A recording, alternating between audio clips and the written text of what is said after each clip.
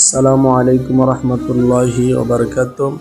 সম্মানিত বন্ধুরা, শীতের সকালে ইনশাল্লাহ খেজুর রস খেতে অনেক মজা লাগে।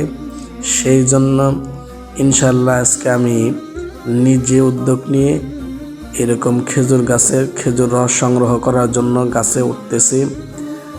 অনেক পরিশ্রম, অনেক মেহনত খেজুর রস বের করতে হয়।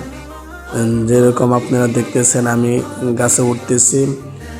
গাছে ওঠার পর যখন খেজুরের রসের জন্য আমি এইরকমভাবে বালতি বানানো শুরু করলাম। অনেক খেজুর গাছ এরকম চাষতে হয়, চাষার পর এরকম রস সংগ্রহ করতে হয়। ইনশাল্লাহ আমি খেজুর রস বালতি বেঁধে এবার আমি নিচের দিকে নামতেছি। যারা খেজুর রস খেতে চান আমাদের সাথে যোগাযোগ করবেন, ইনশাল্লাহ অরিজিনাল খেজুর রস দেওয়ার চেষ্টা করব।